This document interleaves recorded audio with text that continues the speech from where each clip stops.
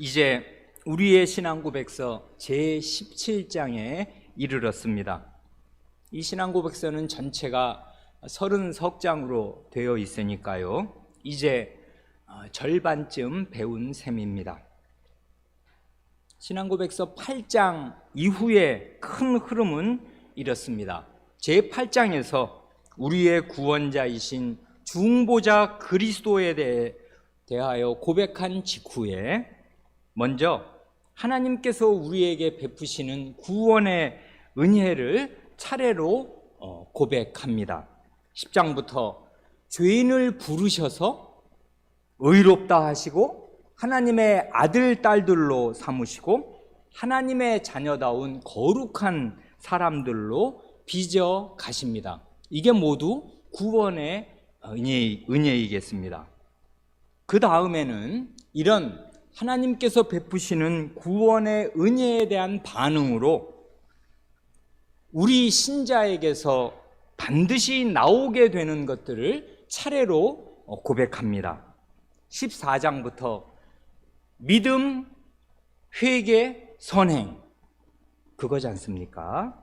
곧 순종하는 생활, 그리고 오늘 이 17장에서 고백하는 견고한 인내, 그러니까 믿음과 회개와 하나님 말씀에 순종하는 선행과 그리고 끝까지 참고 견디는 그 인내, 이것이 구원의 은혜를 받은 신자에게서 반드시 나오게 되는 것입니다. 이 17장의 제목이 원래는 성도의 견인이었습니다. 견인이라는 말 들어보셨습니까? 요즘에는 학교에서 아예 한자를 안 배운 사람도 많은 그런 세대이다 보니까 견인이라고 하면 견인차 할 때 그 견인 말입니다. 곧 잡아 끄는 거, 그런 말로 오해를 할 수가 있어서 이 말을 풀어서 썼습니다. 여기에 견인은 그렇게 잡아 끈다는 말이 아니고 견고한 인내, 최종적인 인내, 끝까지 견디는 거, 그걸 말한단 말입니다. 곧 하나님의 부르심과 택하심을 받은 성도는 이 세상에 사는 동안에 모든 어려움 속에서도 끝까지 인내하게 된다, 그것입니다. 7번 넘어지더라도 다시 일어나고요, 믿음이 약해지고 방황하는 일들이 불행히도 있겠습니다마는 믿음을 완전히 버리는 일은 없고 마지막 순간까지 끝끝내 그 보배로운 믿음, 자기의 생명을 영원한 구원에 이르게 할 그 믿음을 끝끝내 잃지는 않습니다. 이걸 이제 고백하는 게 성도의 그 견인, 성도의 견고한 인내입니다. 17장은 모두 석절로 이루어져 있잖아요. 이 17장 전체를 그냥 한 장의 그림이라고 생각하고 이렇게 한 발 떨어져서 이 전체 그림을 쓱 바라보면 말입니다, 1절에서 총괄적으로 압축해서 선언하는 내용을 2절에서 비교적 자세히 풀어서 설명하는 식으로 되어 있는데요, 1절과 2절까지만 보면 그림이 아주 밝습니다. 밝아요. 환하단 말입니다. 그러나 3절로 가면 우리의 있는 그대로의 적나라한 현실을 정직하게 그려내기에 이 부분은 그림이 상당히 어둡습니다. 그러니까 전체로 보면 이 17장에는 명암이 혼재한다고 말할 수 있겠습니다. 근데 다 아시는 대로 그림에서 어두운 부분은 밝은 부분을 부각시키는 역할을 하지 않습니까? 그림이 몽땅 다 밝기만 하면 흰 도화지가 제일 밝을 것인데 그러면 그게 그림이 안 되잖아요. 그림에는 밝은 부분이 있고 어두운 부분이 있는데 그 어두운 부분이 밝은 부분을 이렇게 확 부각시켜서 밝은 부분을 잘 인식할 수 있게 해준다, 그 말씀입니다. 대강 이제 서론적으로 말씀드렸으니까 먹어봐야 맛을 아는 것 아니겠습니까? 이 17장 1절을 교정된 본문으로 함께 고백하겠습니다. 하나님께서, 시작, 하나님께서 그분의 사랑하시는 자 안에서 받으신 사람들, 즉 성신으로서 효력 있게 부르시고 거룩하게 하신 사람들은 은혜의 상태에서 전적으로 혹은 최종적으로 떨어질 수 없습니다.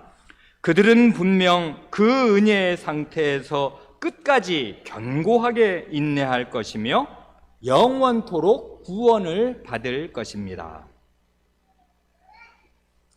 방금 고백하신 이 1절의 첫 문장은 참 아름답습니다. 아름다운 이유는 신자가 자신을 바라보는데요, 자신을 바라보기를 성삼위 하나님 안에서 자신을 바라보기에 이 고백이 대단히 아름답습니다. 나는 누구인가? 신자는 과연 어떤 사람인가? 하고 자기 자신을 인식할 때 하나님 안에서 인식하는 것입니다. 신자는 누구인가 할 때 첫째로 하나님 아버지께서 받으신 사람들이고요, 둘째로 하나님의 사랑하시는 아드님 예수 그리스도 안에 있는 사람들이고요, 셋째로 성신으로 부르시고 거룩하게 하신 사람들입니다. 그러니까 성부, 성자, 성신과 그분이 하시는 일 안에서 지금 자기를 인식하지 않습니까?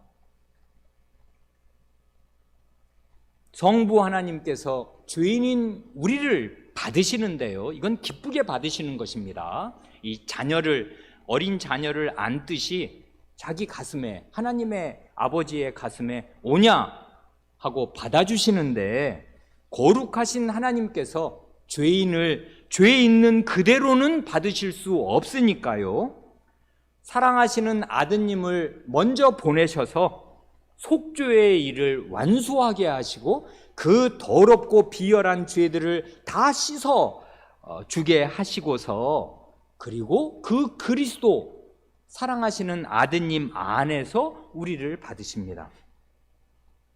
그뿐만 아니라 성신을 보내셔서 우리를 복음으로 부르시고, 내가 너를 위해서 이러이러한 일을 했으니 이제는 네가 내 아들, 내 딸이 아니냐, 이리 오너라 하고 우리를 부르실 뿐 아니라, 하나님의 나라는 거룩하고 복된 나라니까 그 거룩한 나라에 들어가 살 사람들다웁게 이름조차 거룩한 신이신 그 성신으로 신자, 자신의 자녀들을 거룩하게 하십니다. 이 구원의 일을 삼위 하나님께서 일체가 되어서 이루신다고요. 그래, 여기 성부 하나님이 하시는 일, 성자 하나님이 하시는 일, 성신 하나님이 하시는 일을 성부를 주체로 해서 성부를 중심으로 한 문장으로 아름답게 고백한단 말입니다. 하나님께서 하시는 일 안에 나를 넣어서, 우리 신자들을 넣어서 이렇게 고백합니다. 그렇기에 이렇게 하나님 성부, 성자, 성신께서 각각 또한 일체가 되셔서 하나가 되셔서 하시는 이런 일이 있기에, 이런 은혜를, 구원의 은혜를 받은 사람들은 그 은혜의 상태에서 전적으로 혹은 최종적으로 떨어질 수 없습니다. 이게 하나님의 말씀의 선언이고 우리 신앙 고백의 고백 내용입니다. 이럴 수는 있겠습니다. 은혜의 상태에서 부분적으로 떨어질 수는 있겠습니다. 그러나 전적으로 떨어지는 일은 없습니다. 또한 중간중간에 이 세상 사는 동안에 때때로 은혜의 상태에서 떨어지는 일이 있을 수는 있겠습니다. 그러나 마지막으로 지옥과 천국이 갈리는 그 최종적인 순간에 은혜의 상태에서 떨어지는 일이란 없습니다. 그런 일이 생기면 어떻게 되는 것이겠습니까? 그건 죄인인 우리의 실패일 뿐만이 아니라 성삼위 하나님의 실패가 될 것입니다. 하나님께서 기쁘게 받아주신 일이 있고, 그리스도께서 자기 안에 품으시기 위해 행하신 일이 있고, 성신께서 부르시고 거룩하게 하신 일이 있는데 그 사람이 나중에 알고 보니 지옥에 가 있더라. 이렇게 되면 성삼위 하나님께서 하신 일이 수포로 돌아가고 실패로 돌아가고 마는 것입니다. 그러기에 그런 일은 절대로 일어나지 않습니다. 어떻게 하여도 그런 일은 일어나지 않습니다. 그러니까 이건 우리 때문이 아니에요. 우리가 전적으로 그리고 최종적으로 은혜의 상태에서 떨어질래야 떨어질 수가 없는 이유는 오직 삼위 하나님 안에 있습니다. 그러기에 이것은 확실하다고요. 분명합니다. 하나님이 살아계신 것처럼 이 사실은 분명합니다. 하나님의 그 모든 것을 걸고 하시는 그 고귀하고 그 역점 사업이 실패작으로 돌아갈 리는 만무한 것입니다. 그래서 우리 신자인 성도 여러분은 분명 그 은혜의 상태에서 끝까지 견고하게 인내하실 것이며 영원토록 구원을 받으실 것입니다. 거기 그 1절에 증거 성구들이 많이 달려 있는데요. 이걸 이제 다 보면 물론 좋겠습니다만은 이제 대표적으로 세 구절만 보고 하나님 말씀에서 확증을 얻고 지나가려고 합니다. 거기 중간에 보면 빌립보서 1장 6절이 있지 않습니까? 바울 사도가 이 빌립보 교회를 생각하면 이게 대단히 기쁜 교회란 말입니다. 그 처음에부터 극적으로 그 감옥에서부터 이제 출발하였지 않습니까? 그 빌립보의 그 감옥의 간수, 그 간수에게 복음을 전하고 그 전에 루디아라는 그 아주 신앙심 깊은 그 여성에게 복음을 전해서 그런 사람들을 시발점으로 해서 이루어진 이 빌립보 교회를 생각할 때마다 사도는 대단히 마음에 기쁘고 기쁨에 넘쳐서 하나님께 기도하였는데요. 사도가 이렇게 말합니다. 빌립보서 1장 6절에서 너희 속에 착한 일을 시작하신 이가, 이건 하나님의 선한 일입니다. 이게 하나님의 선행입니다. 하나님의 구원의 일이 하나님의 착한 일이라고요. 너희 속에 착한 일을 시작하신 이가 그리스도 예수의 날, 이건 언제입니까? 그리스도 예수의 날이라고 붙여지는 날이 있어요. 사실은 주님의 날, 이 주일이 다 주님의 날로 이름이 그렇습니다만은 여기 그리스도 예수의 날 하면은 그리스도 예수께서 다시 오시는 그날 말입니다. 그날은 너무나 영광스러운 날이기에 이름이 그리스도 예수의 날입니다. 그날은 정말 예수 그리스도의 이름이 믿든지 믿지 않든지 온 세상 사람들 위에 찬연하게 빛날 것입니다. 아무도 그 거룩한 이름을 부인하거나 모른다 할 수 없는 정말 그리스도 예수의 날이 될 것인데, 예수 그리스도께서 재림하시는 그날까지 이루실 줄을 우리가 확신한다 한단 말입니다. 그러니까 하나님께서 시작하실 일이 있고 완성하실 날이 있는데, 하나님께서 이미 우리 속에 빌립보 교회 교인들 안에 이 하나님이 보실 때 선한 일, 착한 일, 이 선행을 시작하셨습니다. 그런데 이 선행은 역사가 지금 2000년 이상 계속된 거 아니에요. 그리스도 그 초림 이후로, 처음 오신 이후로 계속되어서 그리스도 예수의 날까지 이 일을 하나님께서 반드시 이루실 것을 우리는 확신한다. 이 우리는 사도단을 말하는 것이니까요. 사도는 하나님께서 빌립보 교회 교인들을 구원하신 이 일을 반드시 그리스도 예수 다시 오시는 그날까지 완수하실 것을 확신하였습니다. 이게 이제 사도의 확신이었고요. 같은 이제 확신을 이번에는 로마 교회를 향하여서도 그 선언하지 않습니까? 거기 로마서 8장 28절로 30절이 증거 성구로 달려 있는데 그 28절과 30절만 읽으면 이렇습니다. 우리가 알거니와 하나님을 사랑하는 자 곧 그 뜻대로 부르심을 입은 자들에게는 모든 것이 합력하여 선을 이루느니라. 이 말은 이렇게 번역하면 더 좋을지 모르겠습니다. 하나님을 사랑하는 자, 곧 그 뜻대로, 하나님의 뜻대로 부르심을 입은 자들에게는 그 다음에는 우리의 인생이 다 거기 들어가는 거 아니에요? 모든 일, 우리 인생에서 겪는 희로애락에 대개는 기쁜 일은 적고 슬픈 일, 고통스러운 일은 많은 게 살아보면 다 고백하게 되는 우리의 인생길인데요. 그 험악하고 슬프고 고통스러운 그 모든 일이라도 합력하여서 선을 이루게 하십니다. 하나님께서 손을 대셔서 자신이 택하시고, 그래서 하나님의 택하신 결과로 마음에 하나님을 사랑하는 그 진실한 사랑이 있는 그런 사람들에게는 그가 이 세상에서 많은 흉한 일을 당할 것이고 고통스러운 일을 당하겠습니다마는 그 일이 고통 자체로, 흉악한 것 자체로 끝나지 않게 하시고 그 일에 손을 대셔서 선을 이루게 하시겠습니다. 이게 사도가 하는 말이고요. 요셉 같은 사람이 얼마나 험한 일을 당했습니까마는 그런 험한 일이 하나님의 손을 대시니 선이 되었더라, 그 말입니다. 그래 30절에서 이런 확신에 찬 선언, 언명이 나오는 것입니다. 또 미리 정하신 그들을 또한 부르시고, 부르신 그들을 또한 의롭다 하시고, 의롭다 하신 그들을 또한 영화롭게 하셨느니라. 이건 예전에 자세히 말씀드린 적이 있습니다. 하나님이 미리 정하셨습니다.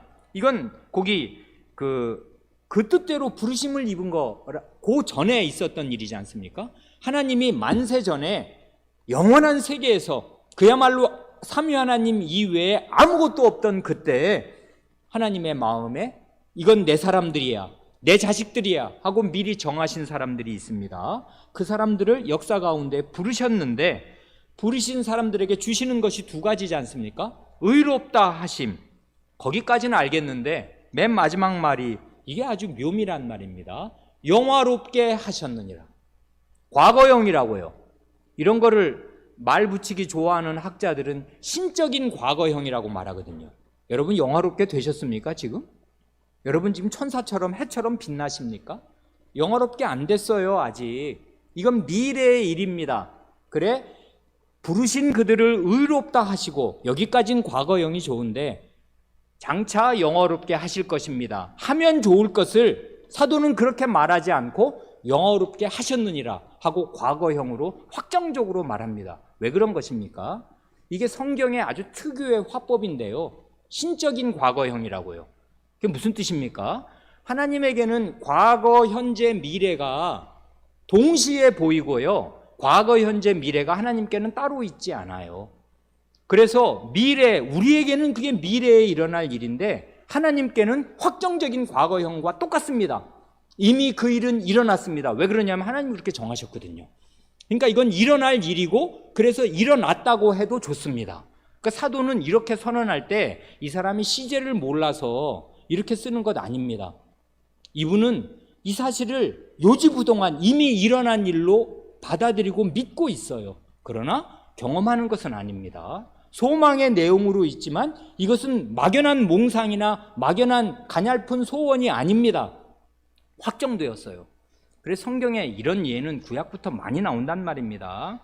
예전에 우리가 출애굽기 3장을 읽을 때도 말씀드렸지 않습니까? 하나님께서 모세를 부르시면서 야, 너 가서 시내산에서 모세를 부르시잖아요. 가서 몇 대 동안이나 그 노예로, 애굽의 노예로 잡혀있는 너희 동족들 다 구원해내라. 어이구 하나님, 제가 어떻게 그런 일을 한단 말입니까? 그렇게 저를 보내신다는 하나님의 증거는 무엇입니까? 그랬더니 증거가, 하나님이 증거라고 내놓으시는 증거가 뭐예요? 내가 너를 지금 이 시내산에서 부르지 않냐? 네가 그들을 애굽에서 인도해 낸 뒤에 이 시내산에 와서 그들이 나에게 예배 드릴 것이니 이것이 내가 너를 보낸 증거니라. 아니 이러신단 말입니다. 그 말씀을 듣는 모세에게는 그게 미래형이에요. 그리고 그 너무나 엄청난 일이라 그건 엄두가 안 나서 갈 마음도 없고 갈 수도 없다고 생각해서 하나님께, 아니 하나님이 저한테 그런 일을 분부하시는 어떤 확실한 증거를 좀 주셔야 되겠는데 증거가 뭡니까 했더니 하나님께서 미래의 일을 가져다가 증거로 삼으셔요. 네가 구원해낼 백성이 이 자리에 와서 나를 예배할 거야. 이게 내가 너를 보내는 증거야. 아니 어떻게 미래의 일이 증거가 된단 말이에요. 그러면 그런 얘기를 가서 이스라엘 백성에게 하면은 말도 안 되는 황당한 얘기일 거 아닙니까? 구원받고 나서 홍해를 건너고 나서 이 시내산에 와서 예배를 드리든지 말든지 할 것인데 하나님께는 그런 게 다 소용없는 얘기입니다. 하나님이 이렇게 정하셨으면 될 것입니다. 이스라엘 백성은 출애굽할 것이고 이 산에 와서 하나님을 예배할 것입니다. 이것이 하나님께서 이스라엘 백성을 구원하러 출애굽의 구원을 이룰 사람으로 애굽에 보내시는 증거입니다. 그러니까 하나님에게는 과거, 현재, 미래가 말하자면 섞여 있어요. 과거도 없고 미래도 없습니다. 하나님에게는 오직 현재가 있을 뿐이고 말씀하면 그대로 됩니다. 그러니까 이렇게도 이제 우리는 당연히 과거, 현재, 미래가 있는 사람들이니까 우리의 화법으로는 안 맞지만 이런 식으로 하나님이 확언하시는 말씀들이 있단 말입니다. 영화롭게 하셨느니라 이 사실을 믿으시기 바랍니다. 하나님에게는 이미 이루어졌어요. 하나님은 성도 여러분이 장차 하나님 나라에서 해처럼 빛나는 존재가 되어 있는 그 모습을 보고 계신다 그것입니다. 영화롭게 하셨습니다. 이렇게 말씀하셔도 돼요. 그러니까 이건 대단히 큰 우리에게 확신을 주는 것이란 말입니다. 이런 하나님의 일이 무산되거나 실패로 돌아갈 수 있겠는가? 없어요. 반드시 됩니다. 이렇단 말입니다. 이런 확신을 주님께서 오늘 우리가 본문으로 읽은 그 요한복음 10장 28절 29절에서도 말씀하시지 않습니까? 예수님의 보호와 하나님의 보호, 이 중의 보호가 너희 위에 있다. 아무도 내 손에서 너희를 빼앗지 못하고 내 아버지의 손에서 너희를 빼앗지 못한다. 이렇게 말씀하십니다. 거기 읽으면 이렇지 않습니까? 거기 이제 증거성구는 28절 29절인데 요한복음 10장 앞뒤를 한 절씩 더 읽으면 더 좋겠습니다. 내 양은 내 음성을 들으며 나는 저희를 알며 저희는 나를 따르느니라. 이 말씀이 왜 나온지 그 앞부터 쭉 읽었습니다. 많은 사람들이 수전절에 예수님께 와서 의혹을 가지고 물었단 말입니다. 아니 당신이 그리스도여든 확실히 좀 말해 주시오. 우리가 그러면 믿을게. 그러니까 아직 예수님에 대해서 불확실하다는 거예요. 믿을지 말지 더 많은 증거를 내놓으라는 거예요. 그랬더니 주님께서 하신 말씀이 이것입니다. 아니 내가 이미 말했는데 너희는 믿지 않는다. 그런데 내 양은 내 음성을 듣는다. 저희는 나를 알고 나를 따른다. 나는 내 양이 누군 줄을 안다. 너희는 내 양이 아니다. 그 말입니다. 예수님의 말씀을 그동안 요한복음 10장까지 오는 동안에 하실 만큼 다 하셨어요. 그런데 끝끝내 믿음이 없는 사람은 믿지 않습니다. 그래 예수님의 백성 아닌 사람과 예수님의 양들을 분리시키면서 지금 이 말씀을 하시는 거라고요. 예수님의 양인 가장 혁혁한 증거, 결정적인 증거는 예수님의 음성을 듣는 거예요. 양은 말씀드린 대로 근시입니다. 다 눈이 잘 안 보여요. 있긴 있는데 잘 안 보여요. 시력으로 목자를 따라가는 게 아니에요. 양은 청력으로 따라갑니다. 양은 목자의 음성을 알아내고 듣습니다. 저건 우리 목자, 저게 우리 목자 아닌 거. 그래서 왜 그런 일 있지 않습니까? 우물을 열고 여러 목자들이 떼를 인도해서 우물가에 오지 않습니까? 자기 목자의 음성이 떨어지기 전까지는 양이 물을 먹지 않아요. 근데 자기 목자 이제 마셔라 이러면 마신단 말입니다. 왜냐하면 딴 목자가 마셔라 그러면 안 들어요. 그 말을 믿을 수가 없거든. 근데 자기 목자의 음성은 듣습니다. 이게 양의 특징이에요. 그러니까 여러분도 그런 본성이 어디서 생겼는지 모릅니다. 우리는. 근데 우리는 주님의 양이기 때문에 그리스도의 음성을 듣는 본성이 있어요. 본능이 있다고요. 그걸 거듭나는 순간에 우리에게 새겨주신단 말입니다. 본능처럼. 그래서 그리스도의 양들은 그리스도의 음성을 듣습니다. 저게 그리스도의 말씀이구나 하는 걸 알아듣는다고요. 그러니까 설교를 길게 많이 오래 할 필요가 없어요. 그리스도의 양들은 그리스도의 음성을 알아듣습니다.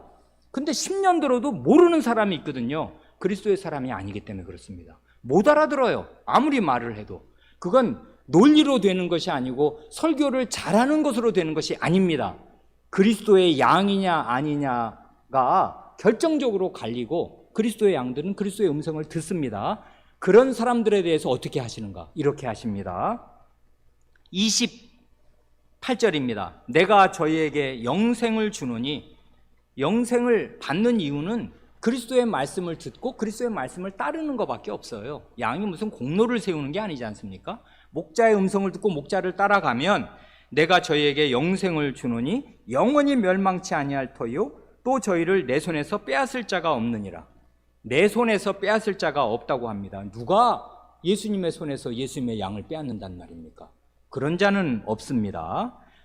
29절 보면 더 놀랍잖아요. 저희를 주신 내 아버지는 만유보다 크심에 아무도 아버지 손에서 빼앗을 수 없느니라. 그리고 나서 나와 아버지는 하나이니라 한단 말입니다. 나와 아버지는 하나라는 말이 무슨 말이겠습니까? 양의 생명을 지키고 멸망에서 그를 보존해서 영원한 생명을 주는 그 일에서 하나입니다. 아버지와 아들은 하나라고요. 왜 그러냐면 양을 지키는 데서 양보하지 않는 여기에서 하나입니다. 아버지의 손이 지키고 아들의 손이 지킵니다. 그러니 성도 여러분의 궁극적인 구원과 안전은 확실하고 확보되어 있는데 그건 내 안에 달린 것이 아니라 그리스도의 손, 그리스도의 아버지의 손에 달려 있습니다.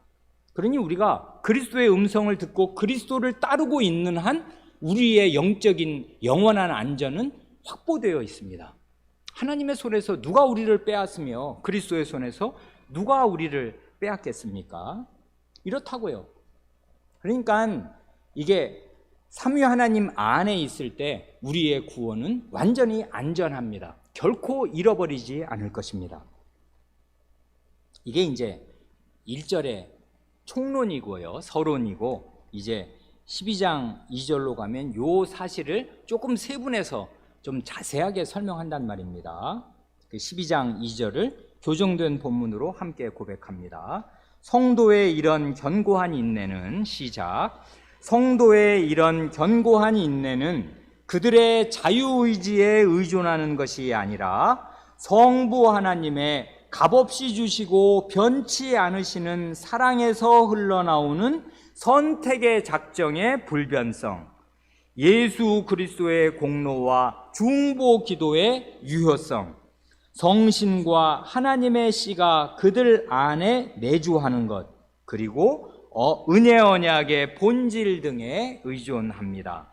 이러한 모든 것에서부터 또한 성도의 견고한 인내의 확실성과 무호성이 나타납니다. 우리 초등학생, 중학생도 있으니까 그 맨 마지막 무호성이라는 말은 오류 없음, 틀림 없음, 뭐 그런 말이겠습니다. 확실함과 틀림이 없음이 나타난다, 그 말인데요. 여기 2절은 1절에서 선언한 내용을 자세히 풀어 설명하는 것인데요. 그렇게 하는 배경이 있습니다. 먼저 맨 첫 마디, 2절 맨 첫 마디에서 아주 단호하게 부정하는 게 있지 않습니까? 성도의 이런 견고한 인내는, 성도는 결국 끝끝내 기필코 끝내 견딜 것입니다. 끝까지 이겨낼 것입니다.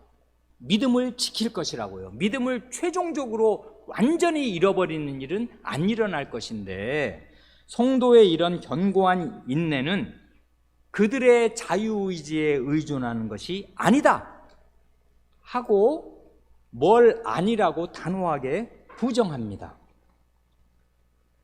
왜 이런 말을 하는 것인가 하면, 이 웨스트민스터 신앙고백서는 1648년, 49년에 나온 거지 않습니까?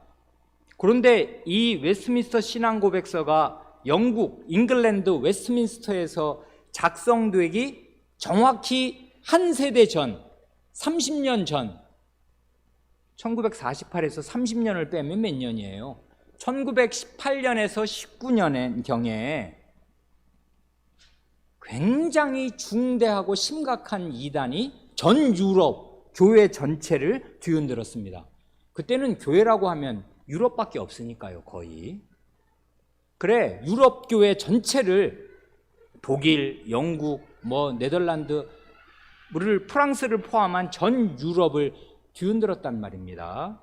어떤 이단이요? 아르미니우스주의 이단입니다.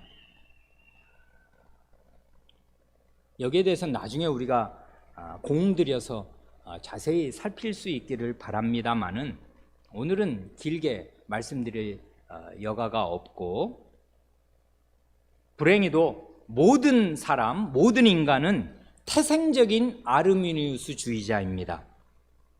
그리고 모르긴 해도 아마 자기를 신자라고 생각하는 많은 사람이 자기가 아르미니우스 이단을 따르고 있다는 사실도 모르는 채로 아르미니우스와 똑같이 생각하고 있을 것입니다. 왜 그러냐면 죄인은 너나 없이 자기를 중심에 놓고 모든 것을 생각하거든요. 그래, 이 인간 중심성, 인본주의, 자기중심주의, 이게 우리에게는 사실 너무나 자연스럽습니다. 요걸 뒤집어서요, 하나님을 중심에 놓고 모든 것을 생각하는 것, 그걸 뭐 인본주의와 반대되는 신본주의, 신을 본위로 놓고, 신을 근본에 놓고, 하나님을 근본에 놓고 모든 것을 생각하는 것, 이건 우리 사람, 특별히 죄에 떨어진 우리 사람에게는 너무나 낯설고 부자연스러운 것입니다. 이렇게 안 돼요. 이건 의식적인 노력을 하고 하나님께서 마음을 새로 바꾸어 주신 그런 사람이 하나님의 말씀을 따라 의식적으로 노력해야 이렇게 되는 것이지, 그냥 가만히, 신자라도 가만히 있으면요, 생각이 원위치로 돌아가고 제 페이스를 찾는데, 제 페이스가 뭐냐 하면 자기중심적으로, 인간 중심적으로 생각하는 거예요. 예를 들면 이것입니다. 주 예수를 믿어라, 그래야면 너와 내 집이 구원을 얻으리라 하시는 말씀 있지 않습니까? 이게 바로 이 사도행전 16장 말씀이 빌립보에 가서 이 빌립보 간수에게 복음을 전할 때 한 말의 일종의 요체 아니에요? 이 말은 간단히 말하면 예수님 믿으면 구원을 받는다, 그거지 않습니까? 예수 믿으면 구원을 받는다, 이 말 맞습니까? 틀립니까? 이 말이 틀릴 리가요. 예수 믿으면 구원 받는다, 맞습니다. 그런데요, 요 성경 말씀의 이 핵심적인 진술을 아르미니우스 주의자들은 이렇게 이해합니다. 예수 믿으면 구원받아? 누가 믿는 거야? 내가 믿는 거지.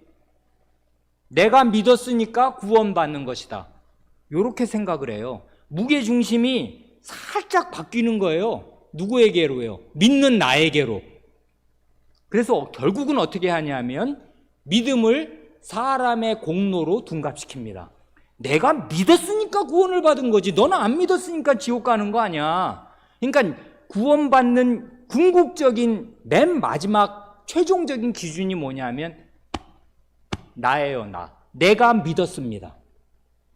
그게 내 공로예요. 남과 차별되는, 다른 사람에게는 없는 나의 공로. 그러니까 이런 공로가 없는 사람은 다 지옥에 갈 거예요. 왜? 안 믿었잖아. 그러니까 지옥에 가. 근데 나는 천국에 갈 것입니다. 왜요? 믿었잖아요. 누가요? 내가요. 그렇게 해서 자기가 믿었으니까 구원을 받는다고 생각합니다. 그러니까 이 말이 그냥 이런 말을 미리 사전에 설명 없이 하면 전혀 틀린 말이 아니죠. 아니, 내가 믿었으니까 구원받고 천국에 들어갈 거 아닙니까? 라고 하는데, 이런 말을 하는 사람의 생각의 그 근본, 바탕, 그 다음에 그 기준점이 어디에 있냐면 나에게 있어요. 인간에게 있단 말입니다. 구원받냐 안 받냐의 최종적인 근거와 기준이 어디 있냐면 나에게 있어요. 내가 믿었냐 안 믿었냐, 여기에 둔단 말입니다. 그래서 모든 하나님의 말씀을 이렇게 인간 중심적으로 이해하면 다 이해가 잘 됩니다. 그리고 너무나 이해가 잘 돼요. 주 예수를 믿어라, 그러면 너와 내 집이 구원을 얻으리라. 아멘. 나는 믿었어. 그러니까 구원 받은 거지. 이렇게 된단 말입니다. 이런 사람이 전도하면 어떻게 돼요? 믿으시라니까요. 자꾸 믿으시라니까요 해서 그 사람의 결심과 사람의 행위를 부추겨요. 그래서 믿게 만들려고 애를 씁니다. 인간적으로. 그렇게 해서 믿는다고 하면 이게 또 결신자를 하나 얻은 거예요. 그러면 엄청 하나님 나라 가면 상 받을 일이 이제 생기는 것입니다. 말하자면 공로가 쌓여요. 이런 식으로 전도를 이해한단 말입니다. 이게 감리교 그 요한 웨슬레 전도의 특징이었어요. 감리교는 여기서 시작이 된 것입니다. 그러면 이렇게 구원을 인간 중심적으로 이해하면요, 믿음으로 구원받는 것 자체의 궁극적인 그 기준점을 인간에게 두면 어떻게 되냐면, 역으로요, 구원에서 사람이 떨어지는 것도 궁극적으로 어디에 달린 거냐 하면 사람에게 달린 것입니다. 아르미누스주의자의 생각은 그거예요. 아니, 지가 그 믿음을 끝까지 지켰으면 구원을 얻을 건데, 지가 믿음을 버리고 배반했으니까 구원에서 떨어지는 거지. 그러니까 믿음을 끝까지 지켜야 되는 거야, 사람은, 하고 강조합니다. 근데 그 강조가 그 말 자체로 틀린 것이겠습니까?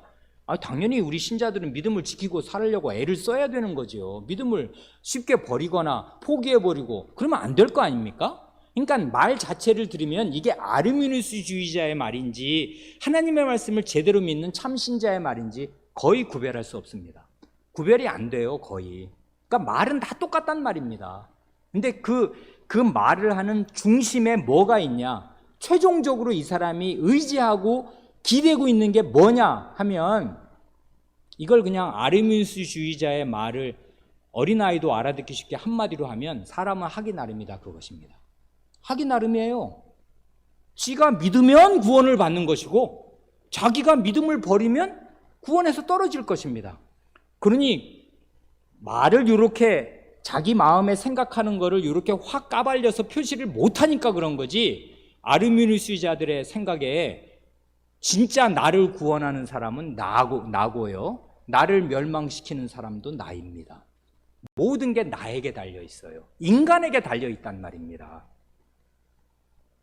그래, 어떻게 구원을 받느냐, 그리고 어떻게 구원에서 떨어지느냐의 문제에서, 이건 정말 우리에게 굉장히 중요한 문제지 않습니까? 우리의 영원한 운명이 걸린 문제인데, 이 문제를 생각할 때 단 1%만 인간에게, 사람에게 문을 조금만 열어두면, 그러니까 문이 이렇게 쫙 열리는 걸 180도라고 할 때 말입니다. 다 열리면 180도로 전면 개방인데, 요거를 그냥 조금만 열어요. 거의 다 닫아두고 1%만 그 문을, 각도 1도만 문을 열면 어떻게 되냐면, 그 열린 틈으로 결국은 지옥이 다 밀려 들어오게 될 것입니다. 그러니까 그 아르미누스주의자들이 이게 근대가 시작이고, 이게 종교개혁 시대가 근대의 시작이란 말입니다. 그래, 이 17세기 1600년대 초에 사람의 생각이 발달하고 인지가 발달하면서 자의식, 나에 대한 인식이 굉장히 발달하면서 성경 말씀을 자기중심적으로, 인간중심적으로 읽는 이단적인 생각이 들어왔는데, 이게 너무나 무서운 생각이었어요. 이 생각의 뿌리는 저기 바리새인에게까지 닿아 있는 뿌리 깊은 것이었습니다마는, 현대의 옷을 입고 이런 생각을 가진 사람들이 교회 안에 들어와서, 이 사람이 신학교 교수였단 말입니다. 학생들을 정말 설명이 잘 되게 잘 가르쳤어요. 그랬더니 학생들이 신학교에서 이 아르미누스 교수의 신학 가르침을 받고 나중에 목사가 된 사람들이 교회에서 가르칠 때는 아르미누스는 1%만 문을 열어놨는데, 그 제자들은 10%, 20% 문을 쭉쭉쭉 열기 시작했습니다. 지옥이 교회 안으로 들어왔습니다. 그래서 나중에 이걸 교회적으로 해결하지 않으면 안 되었다고요. 그래서 이 1618년에 도르트 회의가 열려서 도르트 신조를 작성하면서 아르미누스주의는 이단이다 하고서 교회에서 배척해냈는데, 그 뒤에 30년 뒤에 이제 요 웨스트민스터 신앙고백서를 작성하면서 이미 전 유럽에 퍼져버린 그 그릇된 정신, 인본주의적인 그 정신을 여기서 배척하는 것입니다. 사람의 궁극적인 인내, 여기에 우리의 구원이 말하자면 달려있어요. 이렇게 표현하면 오해가 있지만, 우리가 끝까지 인내하지 못하고 믿음을 버려버리면 구원에서 떨어질 거 아니에요. 그런데 우리가 끝까지 이 믿음을 지키느냐 안 지키느냐 하는 문제는 인간에게 달린 것이 아니다, 이것입니다. 우리의 자유의지에 달리지 않았습니다. 내가 교회 안 나갔으니까 나는 버림받는 것이다. 그런 말 성립 안 된다 이것입니다. 우리한테 달린 것이 아닙니다. 그러니까요, 그냥 길게 말씀드렸는데 이걸 그냥 한마디로 정리하면 참된 신자냐 아르미누스 이단이냐 하는 것은 결국 시선의 방향의 문제라고 말할 수도 있습니다. 아르미누스 주의자들의 시선은 사람을 바라보고 자기를 바라봅니다. 끝내 천국과 지옥 앞에서 자기 마음을 바라본다고요. 내 안에 뭐가 있나? 믿음이 있네. 이겁니다 하고 내놓는단 말입니다. 그러나 참된 신자의 시선은 천국과 지옥 앞에서 하나님을 바라보고 그리스도를 바라보고 성신님을 바라본다고요. 내게는 아무 희망도 없습니다. 그런데 하나님 안에 모든 소망이 있습니다 하고 하나님을 의지한다고요. 이건 시선의 방향의 문제인데 이건 굉장히 중요한 차이입니다. 나를 보냐 하나님을 보냐. 이게 믿음에서 그리고 교회 봉사에서 모든 것을 결정하는 결정적인 차이인데 하나님을 바라보자. 이게 말이 쉽지 이거 쉽지 않다고요. 인간에게는 이게 전혀 어울리지 않아요. 굉장히 낯설고 부자연스럽단 말입니다. 아침에 일어나 보세요. 허리가 찌뿌둥하면 하늘이 먹구름이 다 끼죠. 왜 그래요? 지구가 나를 중심으로 돌아요. 모든 죄인은 다 그렇게 생각하는 것입니다. 내가 지구의 중심이고 내가 창조주야. 말하자면 나를 중심으로 세계가 돌고 있어요. 내가 오늘 기분이 나쁘면 다 잿빛이 돼요. 하나님 중심으로 생각할 줄 모릅니다. 그래야 하나님 말씀은 시선의 방향을 바꾸어 줘요. 네가 어떻든 욥과 같은 상태에 들어가도 하나님이 계신다. 하나님을 바라봐야지. 하나님의 영광이 중요한 거지. 그리고 하나님의 영광 안에 너의 구원도 있는 거지. 이렇게 시선을 바꿔줘요. 이게 믿음의 방향입니다. 믿음은 하나님을 믿는 거예요. 나를 바라보는 게 아니고. 근데 이 말은 쉬운데 이게 계속 방향이 바뀌어요. 자기에게로 향한단 말입니다. 시선의 방향이. 죄인은 언제든지 그렇습니다. 그러니까 참된 신자의 시선은 하나님을 바라보고 하나님을 의지하는 것인데, 그래서 여기 1절에서 선언하는 것을 자세히 풀어서 설명하지 않습니까? 성도의 이런 견고한 인내는 넘어가서 성부 하나님의 값없이 주시고 변치 않으시는 사랑에서 흘러나오는 선택의 작정의 불변성에 있다. 성부 하나님을 바라봅니다. 나는 이 세상에서 욥과 같은 어려움을 우리는 아마 당하지 않을 것이고, 모르긴 해도 10배, 100배로 희석된 어려움을 아마 당하겠습니다만은, 가정해서 만에 하나 욥과 같은 어려움을 당한다 하여도 내 자식이 하루아침에 다 죽고 전 재산이 불타 없어지고 내 몸에 중대한 병이 생겨서 입이 안 다물어지는 그런 극악한 고통 가운데 언제 끝날지 모르는 고통이 계속된다 하여도 나는 끝끝내 이 믿음을 지키고 인내할 수 있을 것입니다. 그 유일한 이유는 이것 때문입니다. 하나님께서 값없이 주시고 변치 않으시는 사랑으로 나를 자기의 자식으로 영원히 하나님 나라에서 함께 살 자식으로 선택하여 주셨습니다. 이건 변할 수가 없어요. 왜 변할 수 없냐면 지구가 생기기 전에 결정된 거거든요. 내가 태어나기도 전에 결정된 거예요. 그리고 이게 하나님 마음 안에서 일어난 결정이기 때문에 변할 수가 없어요. 바뀌지 않는단 말입니다. 그래, 나는 하나님의 선택받은 하나님의 자녀인데, 이건 내가 뭘 잘했거나 못했거나 내가 뭘 어떻게 했거나 어려운 일을 당했거나 좋은 일이 있었거나가 있기 전에 끝난 이야기입니다. 결정되었어요. 근데 그 하나님의 이 사랑은 변치 않으실 뿐 아니라 값없이 주셔요. 값없이 주신다는 말이 뭡니까? 내가 뭘 잘해서 이걸 얻는 게 전혀 아니에요. 잘해서 얻는 거였다면 나는 못 얻었을 것입니다. 구원받는 사람 중에 꼴찌였을 것이고 구원 못 받았을 것입니다. 왜냐하면 지옥으로 떨어지는 사람 중에 인간성이 나보다 훌륭한 사람이 많단 말입니다. 우리가 아는 대로. 공자를 보시고 맹자를 보시고 소크라테스를 보세요. 우리만 못한가? 10배는 훌륭할 것입니다. 지옥 갈 사람들 중에 인격이 나보다 10배는 훌륭한 사람들 많단 말입니다. 그런데 왜 그 사람들은 지옥에 가고 나는 하나님 나라에 가는 것입니까? 이게 나의 뭐 공로에 해당되는 게 아니에요. 내가 믿음을 잘 지켜서 그런 거 아닙니다. 하나님께서 값없이 나를 사랑하셨어요. 이유를 나는 모릅니다. 난 몰라요. 그 이유는 하나님 안에만 있습니다. 값없이 주시면서 근데 그 사랑은 변치 않으시는 그 사랑으로 하나님이 주권적으로 선택하셨어요. 큰 기쁨 가운데. 그러니 이건 찬송이 터져 나오고 이해가 안 가는 일입니다. 헤아릴 수가 없어요. 그 하나님의 심오한 결정의 이유를. 나는 다만 찬송할 뿐입니다. 근데 나를 택해 주신 건 틀림이 없거든요.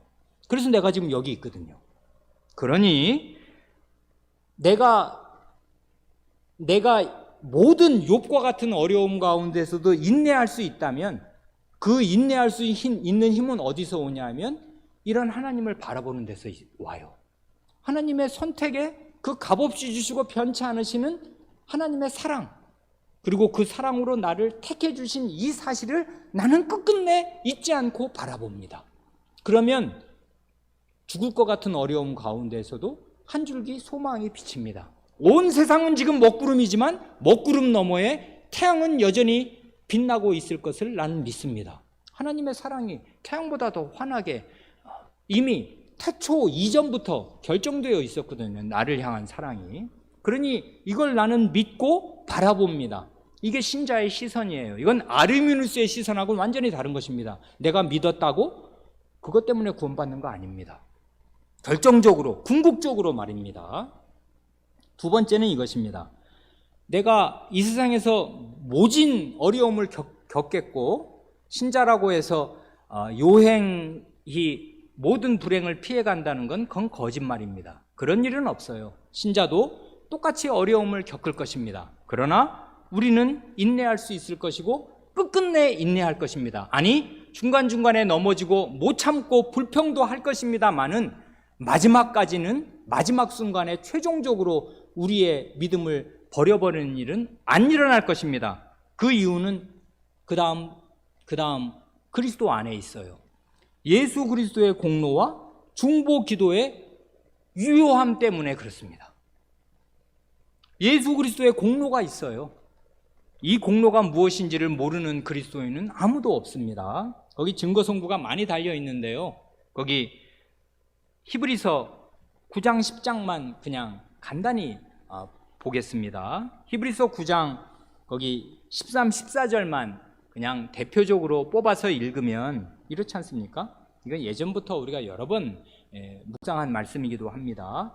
염소와 황소의 피와, 이건 대속죄의 일에 지금 제물을 얘기하는 거지요. 염소와 황소의 피, 그리고 암송아지의 재, 이건 예전에 우리가 같이 생각한 적이 있습니다. 시신에 접촉되었을 때, 죽음의 세력에 오염되었을 때 어떻게 나를 씻고 생명이신 하나님께 나아갈 수 있게 해주는가? 그건 암송아지의 재를 이렇게 뿌린 그 섞은 물을 뿌림으로써 내가 나아가는 거지 않습니까? 그러니까 이건 죽음의 세력에 오염된, 말하자면 지옥과 죽음에 함몰된, 더럽혀진 그런 나를 어떻게 깨끗게 할 것인가 할 때 대속죄의 일에 제물과 암송아지의 재가 재로 부정한 자에게 뿌려 그 육체를 정결케 하여 거룩해 하거든. 이건 구약시대 때 있었습니다. 하나님의 이런 예법을 정해주셨고 제사 예식을 정해주셔서 이런 제사 예식을 믿음으로 충실하게 따른 사람들은 하나님 앞에, 살아계신 하나님 앞에 나올 수가 있었고 죽지 않았습니다. 받아들여졌습니다. 하물며 영원하신 성신으로 말미암아 흠없는 자기를 하나님께 드린 그리스도의 피가 어찌 저희 양심으로 죽은 행실에서, 이 죽음의 행실 말이에요, 죽음을 불러일으키는 행실, 그리고 시체처럼 좀비로서 행하는 그 더러운 일들, 죄악의 일들, 죽음을 가져올 그 죄악적인 행실에서 깨끗하게 하고 살아계신 하나님을 섬기게 못하겠느냐? 예수 그리스도의 피가 대속죄의 일에 염소와 황소의 피보다 못한가? 암송아지의 재만 못한가? 그럴 리가. 영원하신 성신으로 자기를, 흠없는 자기를 하나님께 드린 예수 그리스도의 피는 당신들의 그 양심의 부정함, 당신들의 죽은 행실로 말미암은 그 모든 죄를 다 씻고도 남음이 있다. 그래서 영원한 그 나라에서 하나님을 영원히 섬기게 할 수 있다. 이렇게 말한단 말입니다. 그래, 거기 히브리서 10장 10절, 14절을 마저 읽으면 이렇습니다. 이 뜻을 조차, 이 뜻은 뭐냐면 구약시대 그 제사를 폐하시고 이제 영원한 제사를 단번에 드리게 하신 영원한 대제사장으로 세우신 우리 주 예수 그리스도를 영원한 제물과 영원한 대제사장으로 세우신 이 뜻을 조차 예수 그리스도의 몸을 단번에 드리심으로 말미암아 우리가 거룩함을 얻었노라. 14절, 저가 한 제물로 거룩하게 된 자들을 영원히 온전케 하셨느니라. 아멘. 여기도 신적 과거형이 나오는 거 감지하시겠지요? 예수께서 자신의 몸을 단번에 들이심으로 말미암아 우리가 거룩함을 얻었고, 이렇게 거룩하게 된 자들을 영원히 온전케 하셨다, 이렇게 말한단 말입니다. 아니, 그러니까 이거는 소망의 내용이겠습니다. 그런데 이 히브리서를 쓴 저자는 이게 우리에게 이미 일어난 일로 확언한단 말입니다. 영원히 우리는 온전케 되었습니다. 아까 우리 로마서 8장 30절에 의롭다 하신 그들을 또한 영화롭게 하셨느니라 하는 화법과 똑같지 않습니까? 왜 그러냐면 이건 그리스도께서 하신 일의 효력이 너무나 강력하기에 이건 안 이루어질 수가 없기 때문에 이렇게 확언하는 것이에요. 이건 엄청난 확신이지 않습니까? 성도 여러분, 이 히브리서를 읽고 있는 독자 여러분을 이미 그리스도께서 영원히 온전케 완전하게 만드셨습니다. 그리스도의 피는 그러고도 남아요, 그 능력이. 그러니 이런 그리스도의 공로가 있는데, 이런 그리스도의 피가 나에게 뿌려졌는데 내가 중간에 믿음을 완전히 잃어버리고 지옥에 간다면 그리스도는 왜 죽으신 것이며 왜 피 흘리신 것이겠습니까?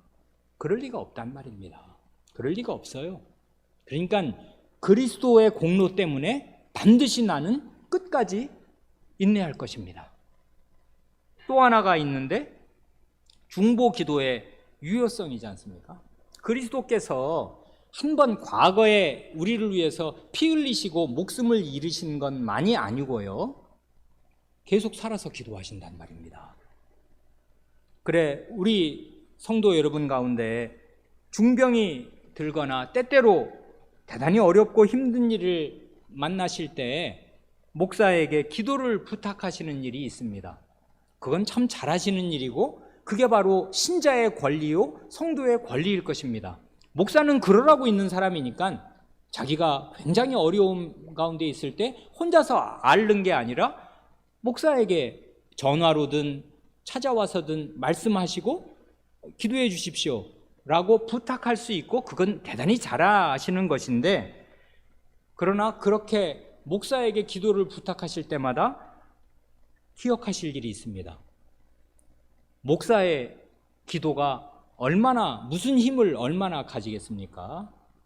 목사의 기도보다 100배, 1000배, 10,000배 비할 수 없이 큰 효력 있는 기도가 성도 여러분을 위해 매일 하나님의 귀 속에 받쳐집니다. 여기 이 말씀이 그거지 않습니까? 증거선고, 거기 맨 처음에 나오는 거, 히브리서 7장 25절. 그러므로 자기를 힘입어 하나님께 나아가는 자들을 온전히 구원하실 수 있으니 이는 그가 살아서 저희를 위하여 간구하심이니라. 이는 그가 항상 살아서 저희를 위하여 간구하심이니라. 그러니까 이 힘없는 목사의 기도에 마음을 다 의존하지 마시고 우리의 대제사장, 나를 위한 중보자 예수 그리스도의 항상 살아서 우리를 위하여 기도하시는 그 기도를 늘 기억하시기 바랍니다. 이게 사실이라고요. 하나님의 말씀이니까. 그래서 예수님을 힘입어 하나님께 나아가는 우리를 완전히 구원하실 수 있습니다. 예수 그리스도께서 두 가지로, 하나는 자신의 이미 뿌리신 피로, 그리고 그 피의 효력을 끝없이 우리에게 적용시켜 주시는 자신의 기도로 하나님께 나아가는 우리를 온전히 구원하시겠습니다. 이게 예수님에게 달려있다고요. 우리에게 달려있지 않아요. 그래, 우리는 10번 넘어질 것입니다마는 넘어질 때마다 그리스도의 간곡한 기도가 하나님의 어전에 바쳐집니다. 그래, 저 사람은 내가 피 흘려 사신 하나님의 양이었는데 제게 주신 저의 사람입니다. 하나님의 손이 저를 지키고 제 손이 저를 지킵니다. 그러니 저 연약한 불신 때문에 그가 끝끝내 멸망으로 떨어지지 않도록 보호해 주시기를 바라나이다 하고 하나님 아버지께 드리는 그리스도의 기도가 늘 들으심을 얻어서 우리는 넘어진 그 자리에서 일어날 것입니다. 끝끝내 믿음을 버리는 일이 없을 것입니다. 오직 그리스도의 기도와 공로 때문입니다. 그래, 오늘 본문으로 읽은 요한복음 17장을 쭉 우리가 상당히 읽었는데 거기 15절과 20절만 읽고 말씀을 마칩니다. 내가 비옵는 것은 저희를 세상에서 데려가시기를 위함이 아니요 오직 악에 빠지지 않게 보전하시기를 위함이니이다. 20절, 내가 비옵는 것은 이 사람들만 위함이 아니요 또 저희 말을 인하여 나를 믿는 사람들도 위함이니. 이거 왜 15절과 20절 읽었는지 아시겠습니다. 요한복음 17장 전체는 마지막 잡혀 돌아가시기 몇 시간 전에 드리신 예수 그리스도의 대제사장으로서의 기도인데, 이 기도 가운데 주님께서 우리를 세상에서, 이 고통스러운 세상에서 얼른 데려가시기를 비는 것이 아니라 이 세상의 편만한 그 악한 자의 손에서 빠지지 않도록 보존하여 주시기를 하늘 아버지께 구하십니다. 동시에 이 기도 속에 우리를 넣어주신다고요. 여기 보면 이 사람들, 이 예수님의 친제자들만 위함이 아니요 이 사도들의 말을 인하여 나를 믿는 사람들도 위에서 제가 지금 기도드립니다 하고서 사도의 복음을 듣고서 예수 그리스도를 믿게 될 오늘의 우리를 넣어서, 그리스도는 결코 자기 목숨, 자기 핏방울 한 방울이라도 의미 없이 모르는 사람에게 뿌리는 일이 없단 말입니다. 얼마나 귀한 피인데 함부로 낭비되고 뿌려지겠습니까? 자기 피로 구원하실 사람을 주께서는 아십니다. 주께서는 자기 백성을 아십니다. 그래, 성도 여러분의 이름을 아시고 여기에 성도 여러분의 이름을 넣어서 사도의 복음을 듣고 나를 믿게 될 이 사람들을 위해서도 내가 기도합니다 하고 기도하시면서 돌아가셨고, 그리고 부활하시고 난 뒤에는 하나님 보좌 우편에서 성도 여러분을 위해서 늘 기도하십니다. 이 그리스도의 기도가 있어서 우리는 끝까지 견딜 것입니다. 어떤 어려움에도 쓰러지지만 다시 일어날 것입니다. 이게 이제 우리는 두 가지만 지금 생각하였습니다. 하나님의 선택의 작정의 불변성, 그리고 예수 그리스도의 공로와 우리를 위한 끝없는 기도, 이로 말미암아 우리는 보존될 것입니다. 이제 성신에 관한 그 말씀과 은혜 언약에 대한 얘기가 증거로 더 덧붙어 있는데 시간이 많이 가서 오늘은 여기까지만 말씀드리고 나머지 것들은 다음 시간에 더 살펴보겠습니다. 함께 기도하시겠습니다. 하나님 아버지, 하나님의 구원의 은혜로 말미암아 저희에게 성신께서 일으켜 주신 복된 믿음이 생겼고 생명 얻게 하는 회개에 이르게 하셔서 저희가 죄인임을 자백하고 참되게 저희 죄에서 돌이켜 하나님 아버지께로 돌아와 하나님 아버지의 모든 말씀을 진리로 믿으며 사는 가운데 그 말씀에 순종하는 선행을 바칠 때 그 선행에 많은 약점과 결핍이 있고 하나님께 책망받을 것이 덕지덕지 붙어 있을지라도 오직 저희를 그리스도 안에서 보시기에 저희가 한 순종의 행위들을 기쁘게 받으시며 그에 대하여 큰 상 주시기를 기뻐하시오니 하나님 아버지께서는 참으로 사랑의 아버지이심을 이 시간에도 다시금 고백하고 찬송합니다. 또한 저희가 이 세상에서 많은 어려움을 필연 당할 것이고 저희는 고난을 통하여 고난을 거쳐서 영광으로 들어갈 것이오는데 이것은 그리스도께서 십자가를 거쳐서 영광에 들어가셨기 때문이오며 그리스도께서 가신 길이 그리스도인의 길을 규정하기 때문인 줄을 압니다. 그러므로 저희가 인생길을 사는 동안에 고난당할 것은 필연이요 이런 모든 어려움을 겪고서야 영광 가운데 들어가겠사온데 이런 고난 가운데서도 저희는 끝내 굴복하지 않고 무너지지 않으며 10번 넘어질 때에도 다시 일어설 수 있는 것은 저희를 향하신 삼위 하나님의 과거에 행하신 일, 지금도 행하고 계시는 일, 앞으로도 행하신 일, 아니 영원전에 저희를 위하여 작정하신 일이 있기에 저희는 하나님, 삼위 하나님 안에서 영원히 구원을 받을 사람들임을 이제도 믿고 하나님 아버지의 은혜를 찬송합니다. 이러한 바른 믿음이 있게 하셔서 인본주의적인 그릇된 이단적인 신앙이 기독교계를 덮을 때에도 저희의 마음이 명료한 인식을 가지고 삼위 하나님을 바라보게 하시고 저희 자신을 바라보지 않고 삼위 하나님을 굳게 의지하는 가운데 인내에 이룰 수 있게 하여 주시기를 구합니다. 특별히 큰 질병과 어찌할 수 없는 정신의 어려움과 허무함과 영적인 질병을 앓고 있는 지체들을 불쌍히 여기시고 그 모든 어려움 가운데 그들을 다 지켜주셔서 하나도 잃지 않게 하여 주시고 저희 교회 식구들이 다 주님의 은혜로 보존되게 하여 주시기를 구합니다. 우리 구주 예수님의 이름으로 기도합니다. 아멘.